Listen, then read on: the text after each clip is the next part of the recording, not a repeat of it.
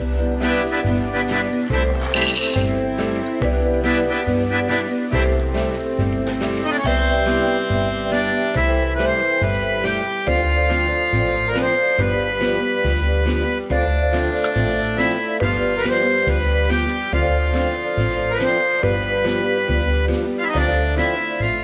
Tom Vasel. I'm very excited. I'm glad you're here. Board Game Breakfast.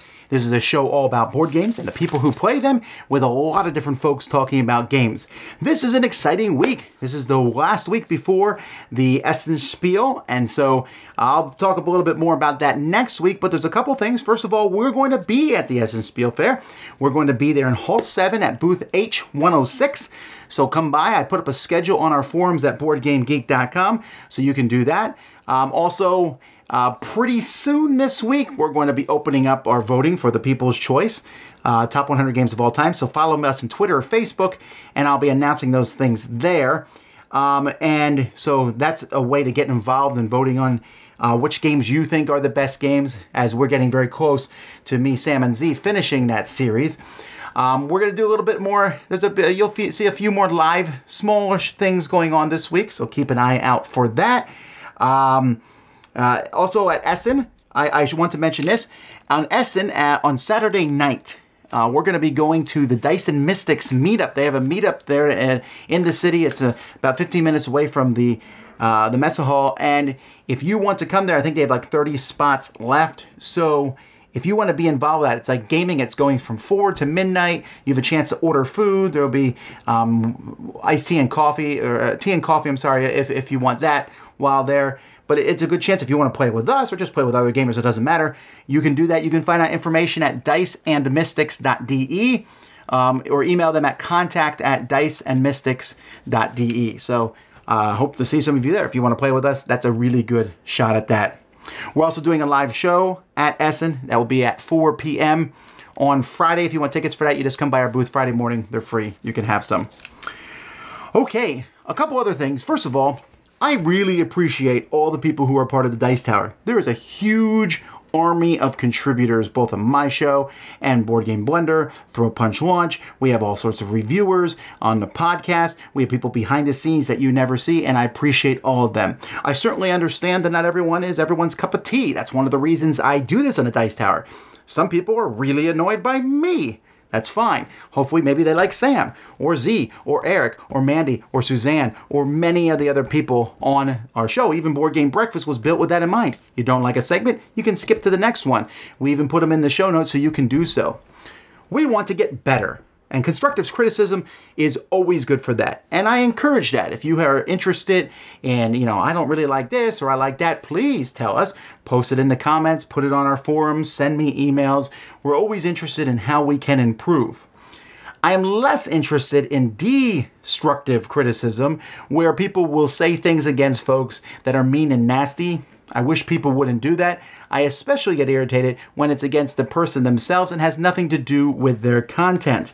We've noticed some of this has been happening, especially over the past weeks. I've done studies and looked at the statistics on my videos and found that many of the videos that I have with females on them are getting way more thumbs down than every other video that we do as a percentage-wise.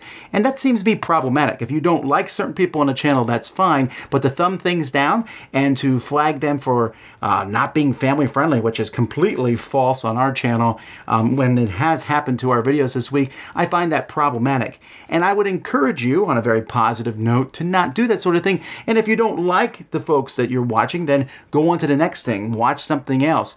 There are many different people to be involved, and I encourage you to find what's interesting. It might not even be our channel. It might be another channel. Well, we encourage you to do that. We don't think every gamer in the world has to watch our channel. There's great things out there. And if you don't like my views on games, or Sam's views on games, or Mandy's views on games, that's fine. We hope you find the person to agree with.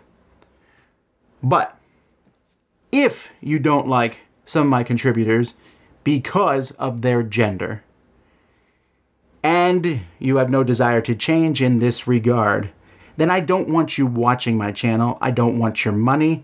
I don't want your time. Because this hobby is one that I want to be everyone to be involved with, regardless of their gender, their age, their thoughts, all that other stuff is outside of gaming. We want family-friendly, interesting people involved in gaming. If you don't want that, fine, but I don't want you to be part of what we're doing. I always say board gaming is welcome to everyone except jerks. Don't be a jerk.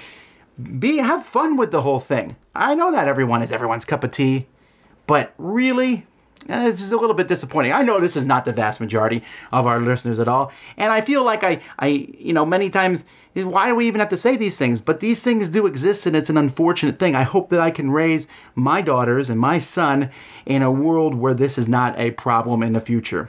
All right, let's get that out of the way. Let's go talk about some fun stuff, some games. Here's the news.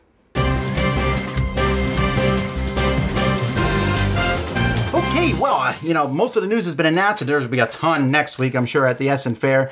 But for this week, a lot of the news is from Fantasy Flight Games. They announced a new expansion for Eldritch Horror.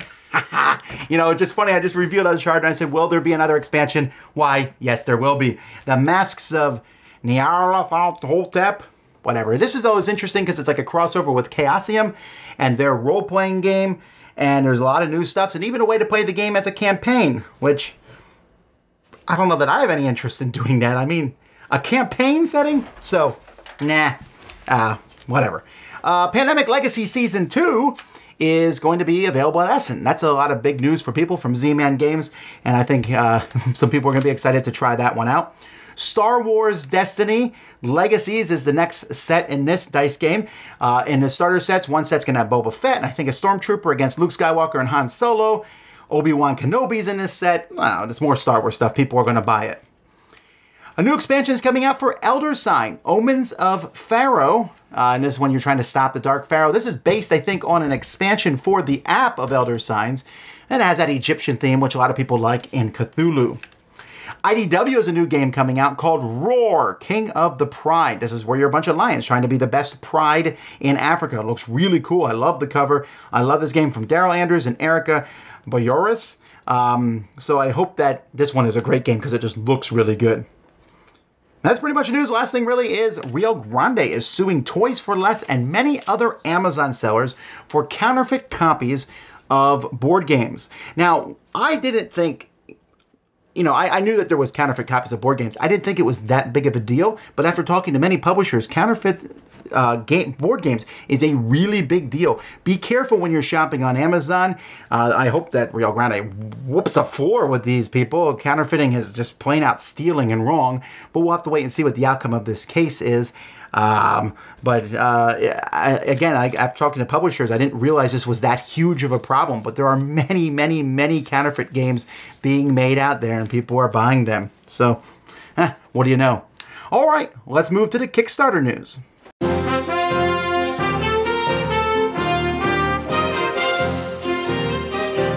Happy breakfast, everybody. From rolling across the plains to rolling for your health. Let's take a look at what's happening in our crowdfunding world today.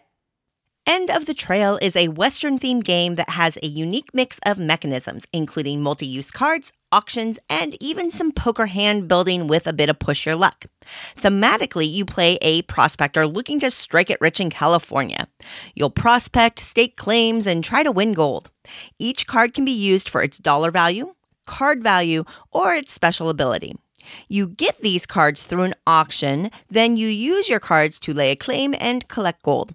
Finally, throughout the rounds of the game, you'll be optimizing your hand for poker hands because a great poker hand can earn you extra gold.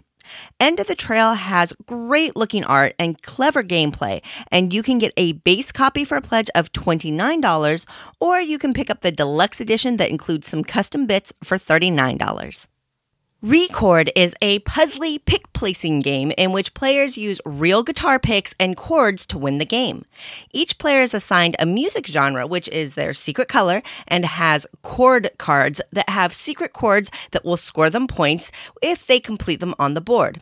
Players can place picks face up or face down, and each pick color has a special ability, like placing an extra pick, swapping picks, or even flipping them up and down.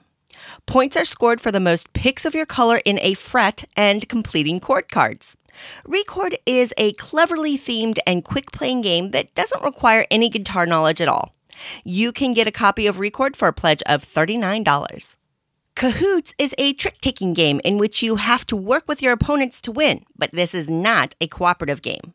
And actually, Cahoots has been an app game for a while now. Each player has an identity card with 3 suits on it. When a suit wins a trick, players with that suit on their identity card score. Players don't have to follow suit because the suit with the highest card value in the trick actually wins. And there's an interesting keep-kill mechanism after the hand that winnows down the cards and adds some tension. I've enjoyed the Cahoots app, and I think the game will be excellent with real-life players. You can get a copy of Cahoots for just $10 plus shipping. In Dice Hospital, you'll be managing a medical team trying to care for your patients, which are 6-sided dice. And those pips represent health. The higher, the healthier. You'll be triaging patients, growing and improving your hospital, and treating your patients. You'll be using room abilities to manipulate the dice values, aka treating them. And you want to heal and discharge patients. But if you don't take care of them in a single turn, they'll tick down in health. There are goal cards that earn you points for discharging specific dice, and even optional event cards to add some chaos into the mix. Dice Hospital also features a solo mode, and you can get a copy of the game for a pledge of £36 plus shipping. And last but not least, Red Raven Games is bringing us an expansion to Near and Far called Amber Mines. Near and Far is a highly praised, beautiful storytelling adventure board game in which players quest through a book of maps, read from a book of stories, and can build characters through a campaign. Amber Mines adds a number of new elements that you can add to your game. You'll be able to explore mines for treasures, learn spells from the mystics, and face new threats with varied rewards. There's even a new general store. This campaign also offers access to the base game as well as Kickstarter upgrade components for Above and Below and Near and Far. But you can get a copy of the Amber Mines expansion for a pledge of just $20 plus shipping. Alrighty, that's all I've got for you this episode. Hopefully something caught your eye. And until next time, I hope you have a wonderful week.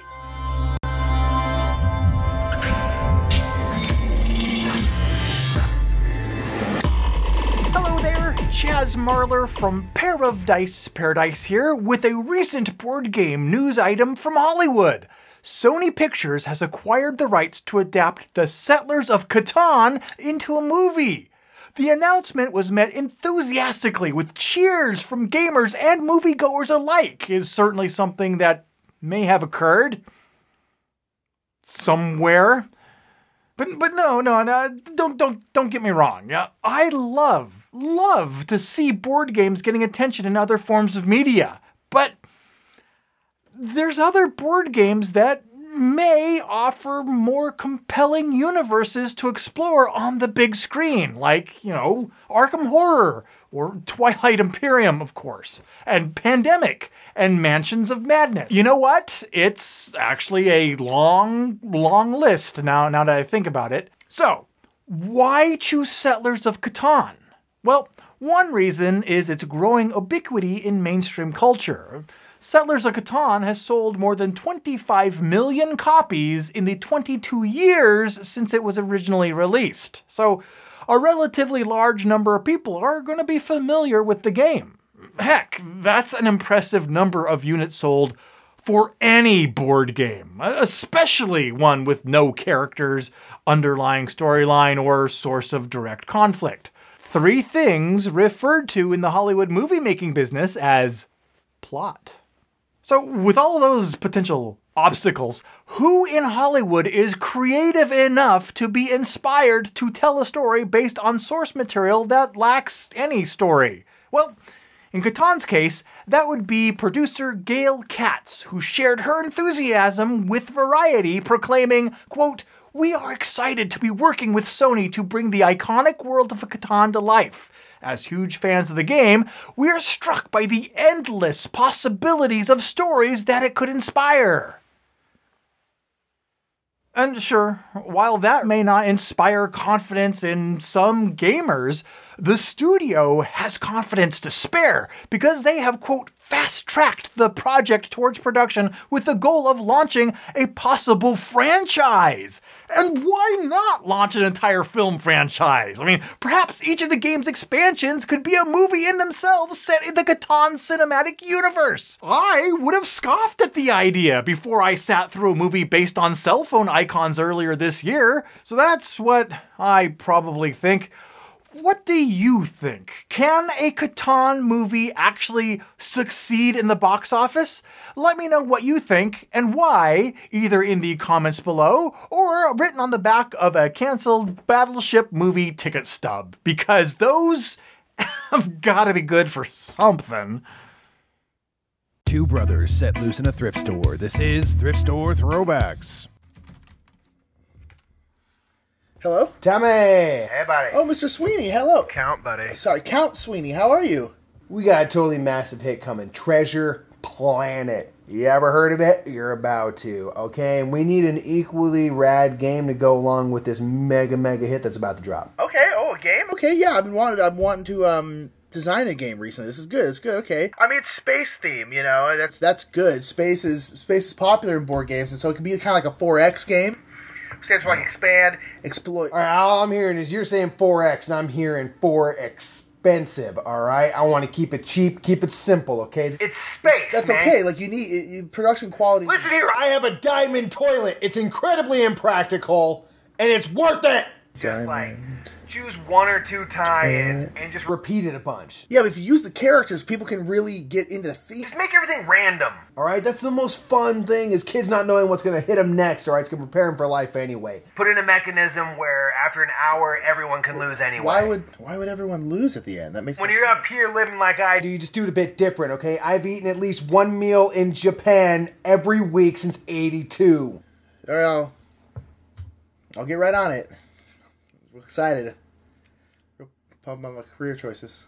So this is a game where you're going to be trying to float your way through this stuff, and along the way you're going to be rolling this die that we had to put the stickers on with no instructions. If you land on these little planet things, you're going to be drawing cards, which are going to be things like pirates, which you have to then roll special dice to fight. You can like fight this guy, then he becomes your friend, because maybe he's just one of those bullies that just needs a strict talking to. Basically, you're trying to get all the way over to this part, and then you come over here and you start trying to flip these over to find your way out. And I have no idea where the one that gets you out is, so I'm just going to save you from that. But if you find something like this that says you win the game, you win the game, and then you finally get to do something else. So that was Treasure Island, Treasure Planet, whatever. Oh, it doesn't even matter. So just like the movie, this game is unnecessary and does nothing for the career of anybody. And then there's like this arbitrary timer at the end, and it can get to the end and everyone just loses. If you're lucky. And until next time, we'll see you in hopefully a better film franchise. Yeah, we'll see you in, like, Shrek. Hey gang, and welcome to Tantrum House. I'm Will Meadows. And I'm Melissa Delp, and today on the Throwdown, I have Roborally in the red corner. And I've got Flagdash in the blue corner. Flagdash from designer Kirk Dennison, published by Peacekeeper Games and Ultra Pro, is a 2 to 4 player card and board game in which players or teams, depending on the player count, work together to program their players and attempt to be the first to collect the enemy team flag and get it back across their battle line. On their turn, they play a card as well as a token to power themselves up. They then resolve in turn order, and if a character bumps into another character, they push them out of the way. The first player to capture the flag wins. Roborally, designed by Richard Garfield, it's a programming game for 2 to 8 players. Each player chooses a robot and tries to be the first to reach all of the flags spread out throughout the factory. The factory, though, is a dangerous place. There are conveyor belts, lasers, pits, and of course the other bots too. And you're constrained by which movement cards you draw. You only have right turns? Well, you'll be going in a circle this turn.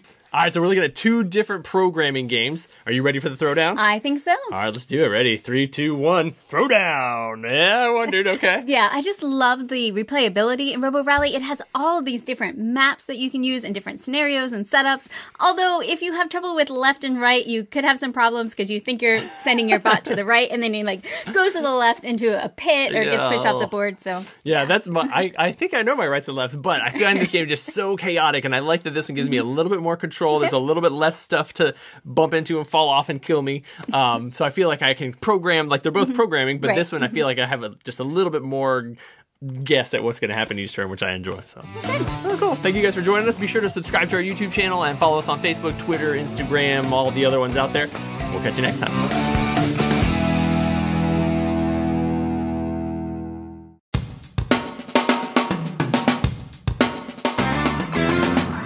So what's coming from the Dice Tower this week? Well, I'm really excited. This week we're going to be doing our first preview, or not first preview, but I'm sorry, our first thoughts on Pandemic Legacy Season 2.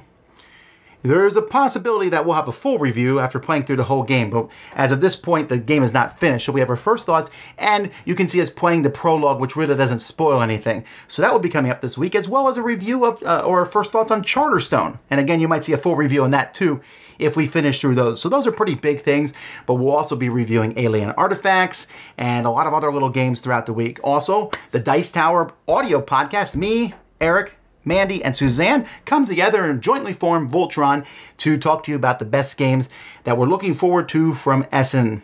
We already did some Essen preview videos last week, and so you can check out that stuff if you missed it, but there's more of that also on podcasts and things. We have a lot of great podcasts on the Dice Tower Network, and you can find all that stuff at dicetowernetwork.com. As I said, there's also going to be lots of little maybe small live things. It depends on how we can fit them in the schedule and what's going on, of just various minor things throughout the week. So keep an eye out for that. Let's keep going.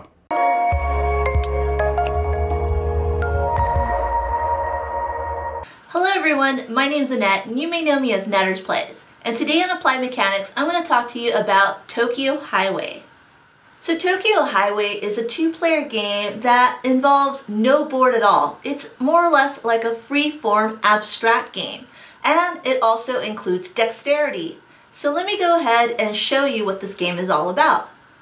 So in Tokyo Highway, you're going to split this set of pillars. Most of them are gray, and there are a few of them that are yellow. Each player is going to get 3.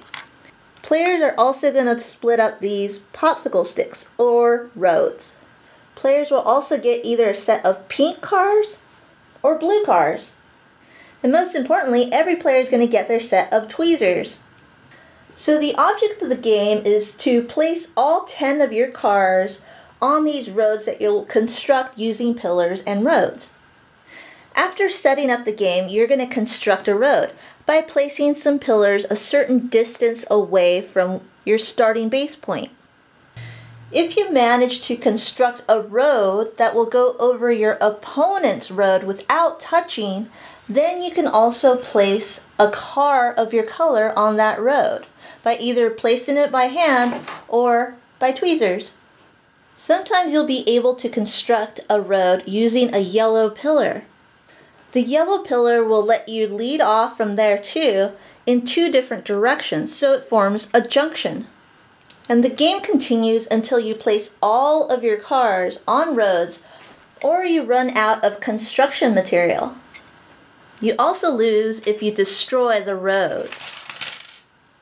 So as you can see, Tokyo Highway is an interesting abstract game because it has no board and it's more or less like a free-form game where you can pretty much build it however way you want, and the only limit is the size of your table.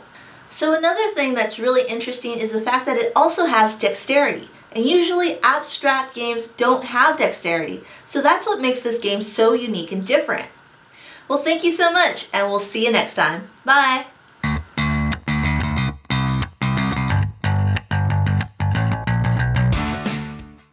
Hey everyone, it's lunchtime! Today we'll be looking at Endangered Orphans of Condyle Cove. It's designed by Jesse Labbé, published by Certifiable Studios. It plays 1 to 4 players ages 14 and up in about 10 to 30 minutes. So, in Endangered Orphans, your little orphans are trying to escape the boogeyman. Definitely don't want to be caught by the boogeyman. So here, we have the main board where we place all of our little orphans. And each of the spaces here are going to have actions that we can take. So in the beginning of the game, we each start with our own options deck. So in the options deck, it allows us to perform actions throughout the game. What's really cool about this game, there's a lot of things that are optional. So for example, on your turn, you can move, optional, play a card from your hand, optional, but you must draw at the end of the turn. So you wonder why that's important? It's because you have a 4-card limit and you must draw. So if you end up having cards in your hand, there are some ones that are not good for you. You will have to play them. You cannot just discard. So on your turn, you can choose to do the first 2, move or play, but you must draw. So when you're placing cards here, you want to place them, and we learned this the hard way thanks to Tracy. Actually, I'll let you talk about that, Tracy. Yeah, so when you play the cards out, you cannot play them, the way it's described is you cannot have a card placed where it's touching 3 other corners of 3 other cards. So it just basically means you basically have to play in pluses. So if you're to play here, you could play there later, but you can't play in these corners, because otherwise 4 cards would basically be touching corner to corner. Right. So that's a little tricky, and when you play it the other way, it was still hard, but when you played it that way, it's even harder. You gotta really strategize how you're gonna move around the board. The art and the component quality in this is fantastic. Fantastic. Really, really well done. So really enjoyed the game. It's creepy, it's dreary, you feel hopeless as this poor little orphan, so it pulls all that out from you. But the fact is you're trying to save your orphan from the boogeyman. So this is a very different message than another game that I was familiar with orphans. So this one's not bad. I think overall I enjoyed the game. At first it was a bit tricky with this play, but I think overall I think we enjoyed it. Yeah, those who kind of like that darker feel of a game, you're going to really enjoy this. And yeah, quality, like you said, spot on. Fantastic. So it was a Kickstarter. It's shipping out now, so it should be available in stores now or relatively soon. So that's it for now. We'll see you next time. Bye. Bye.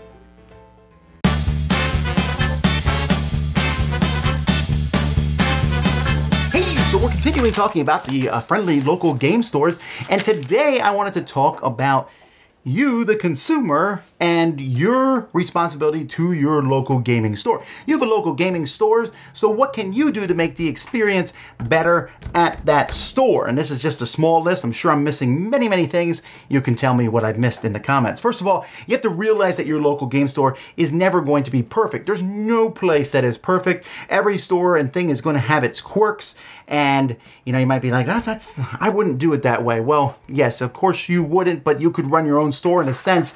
Everyone's going to be doing things differently, and sometimes things aren't going to happen that you'd like. We have to learn to deal with those. Secondly, I think you should give your local store feedback, but you should give them good feedback as well as bad feedback. This is the way it is with everything. To give various feedbacks. These are the good points, these are the bad points. But if, let's say the bathroom's really clean at the store, you should say, man, I really like the fact that your bathroom is clean. Or, man, I really like that you guys have this specific snack for sale. I really like that particular snack. Or well, you know, you guys are, whatever it is. Because that sort of thing is also helpful to them to hear what's going well. Most of the time, people only ever complain. And I think, you know, if there's something wrong with the game store, you should tell them. But you should also tell them when things are going right. The store doesn't revolve around you and your genre. This is a tough one sometimes for board gamers to swallow because, let's face it, many times we look at ourselves as like an elite type of group. We're much better than the Magic players. We're much better than the Warhammer 40K players.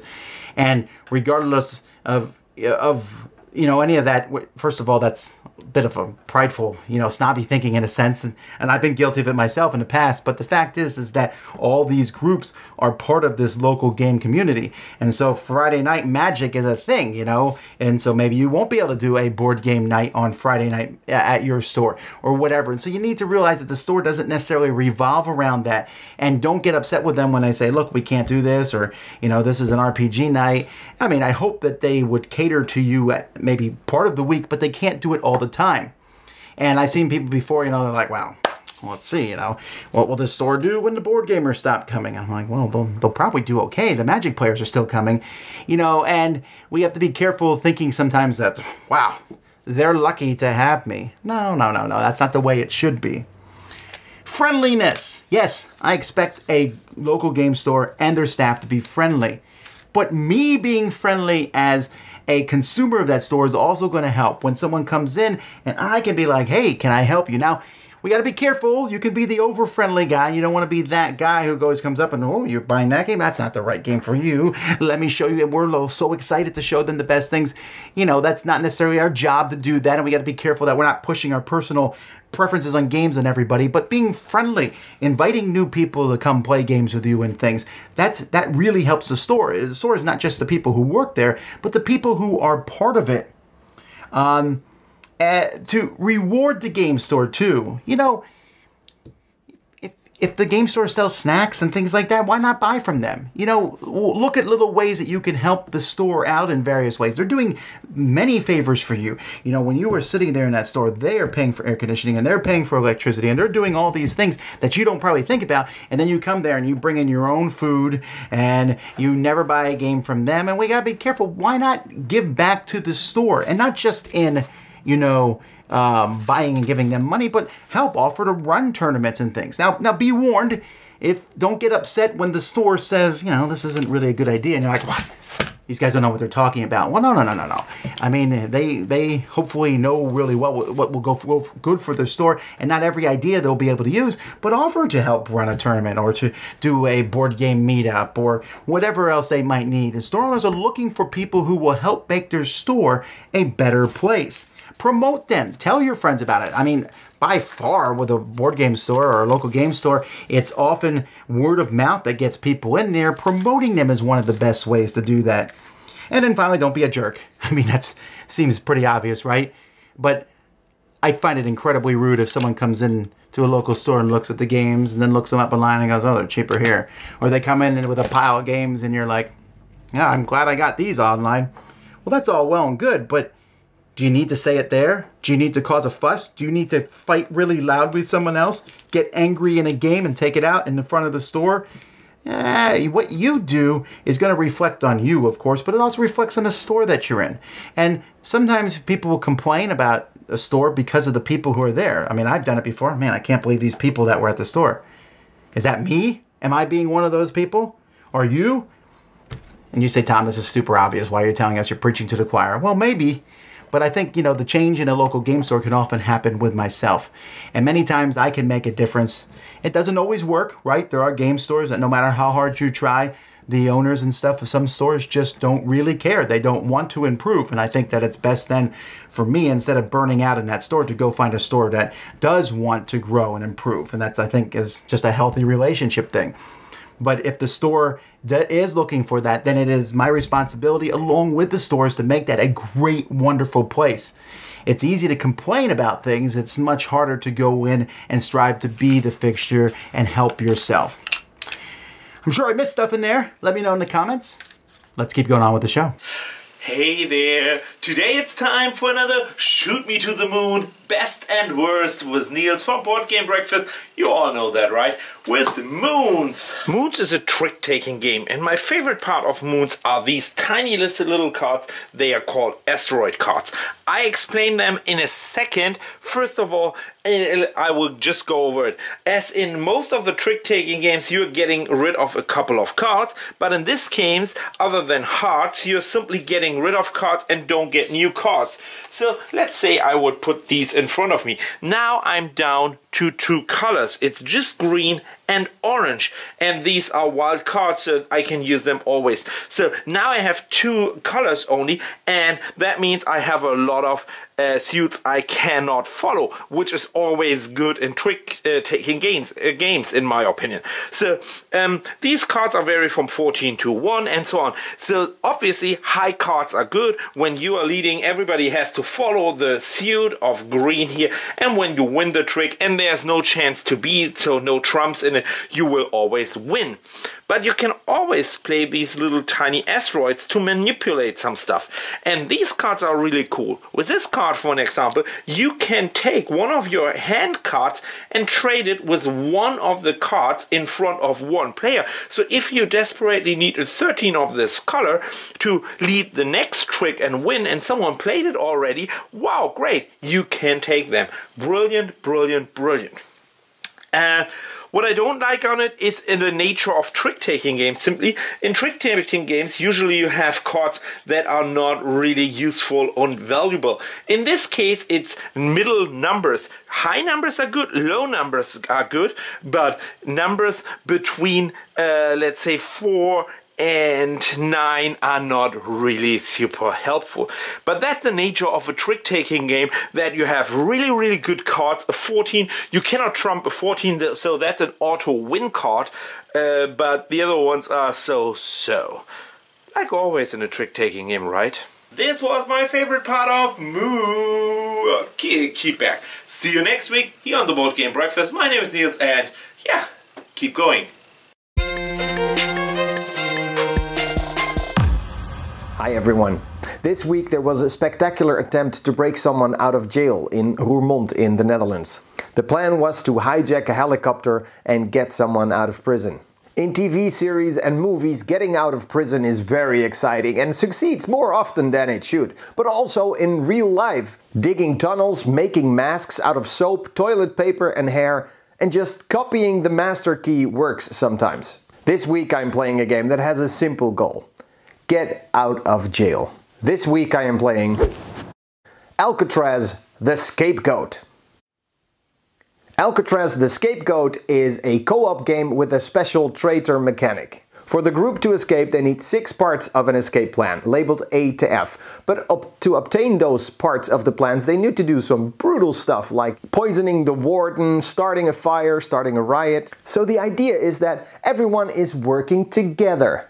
But at the beginning of each round, all players will vote on who will be the scapegoat. When you're the scapegoat and the other guys get the plan together, they will leave without you.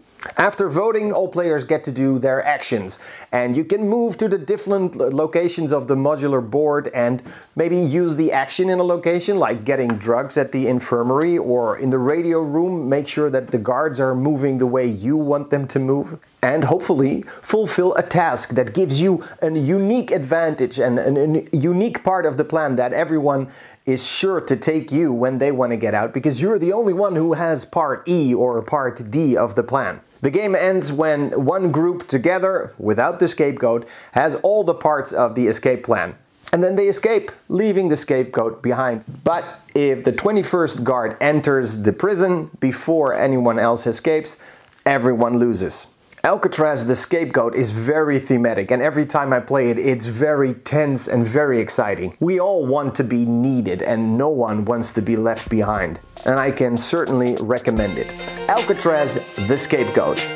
My name is Dave Luza. Thanks for watching. See you next week.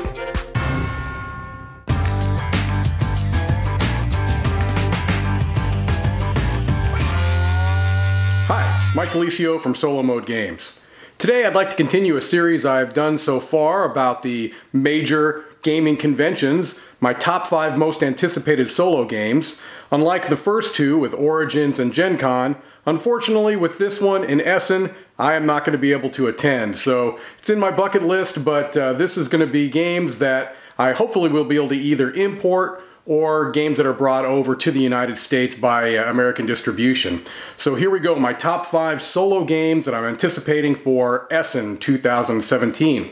At number 5 is Nussfjord from Uwe Rosenberg. It looks like a slightly less complicated game than some of his more recent games. That's great. If I want a very complicated solo Rosenberg, I can go to A Feast for Odin, but this looks pretty terrific. And number 4 is another Rosenberg. This is the second of kind of the puzzle trilogy that they're calling it to follow up Cottage Garden. This is called Indian Summer, and it looks to be very similar art style and puzzle placement type of a game. So I loved Cottage Garden. I'm definitely looking forward to Indian Summer. At number 3 is Petrichor. Now this is a game that is really taking me by its theme. You will play a cloud and it's weather themed, really intriguing looking art. Number 2, Rescue Polar Bears, Data and Temperature. This is another one that's getting me on theme alone. I love the art on this. I love the idea of protecting polar bears. Very intrigued by this one. And my number 1 most anticipated solo game from Essen this year is Charterstone. You take the combination of Jamie Stegmaier and Morten Monrad Peterson with his Automa system, and it's a slam dunk for me. Scythe is my number 1 solo game of all time, and I'm hoping this is going to repeat the formula. And I'm very, very looking forward to that. So there you have it, my top 5 solo games for Essen. What are your most anticipated games, solo or otherwise? Let me know in the comments below. Thank you so much for your time, and have a great day. So in this episode, we have someone that's looking for a stock market game. So let's see what we got. Hi, I'm Gary Pope, and this is what you get when we go on the Board Game subreddit and check out the daily personalized game recommendation. Go ahead and recommend games for people. So let's go ahead and start. Jonathan C is looking for a stock market game that focuses more on player interaction and also heavy negotiation, and preferably the game will be over 4 players. Just to note that some of their favorite games include heavy, thinky war games, and also with a splash of party games on the side as well. So for this one, it's a really simple answer, just go with Monopoly. And that was another episode What Should I Get? Be sure to go to the Board Game subreddit and check out the daily personalized game recommendation where people can go ahead and recommend games for you. And this is Gary Pope from Late to the Table, and I hope you're enjoying your breakfast.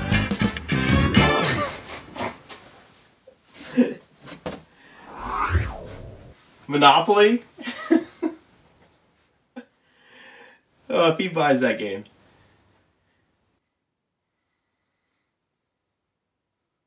What's going on? Hello, my name's Dan, and today I'm going to be continuing my little series about things I did wrong when I was trying to get my eldest daughter into board gaming. Trying to introduce too many new games. So, because I was getting so enthusiastic and buying this game and that game and this game and that game and piling them all on and teaching new rules and things like that, I didn't really realise that I think Amy liked playing the games she knew how to play, she liked playing the games she knew she enjoyed, and this constant barrage of new games, new experiences wasn't enjoyable for her, not like it was for me. In fact, it was quite disorientating. And so a little bit of disquiet started creeping in, pushing gaming when she wasn't in the mood. So again, I wanted to play games, I wanted to play games all the time, I wanted to get my game count up on Board Game Geek, and she was a captive audience. So every spare moment, come and play this game, come and play that game, sit down, we're playing this, we're doing that. And I wasn't taking on board the non-verbal cues she was giving, and even the verbal cues about not wanting to play a game right now, please Dad. And so it started to feel like a chore for her. I've got to go and play another game with Dad when really I want to go and watch this on the TV. I've got to go and play another game with Dad when all I want to do is veg out on the couch, that kind of stuff. I wasn't allowing it to be an enjoyable activity for her. It started becoming an activity she had to do with me. She started to resent it. And that's not good. You don't need to be resenting any kind of hobby you're meant to be enjoying. So next week I'm going to be talking about the thing that I think had the most impact on Amy's enjoyment of board gaming. So join me then. And that's another Board Game Breakfast. Thanks so much for watching, folks. Lots of great things coming out this week. Like I said, we got some really cool reviews. Lots of games I'm looking at right now I can't wait to talk about. What a week. And I'll see some of you in Europe in a week or so. But we'll be back before then for another Board Game Breakfast. Until next time, I'm Tom Vasel. This has been Board Game Breakfast on the Dice Tower. See you next time.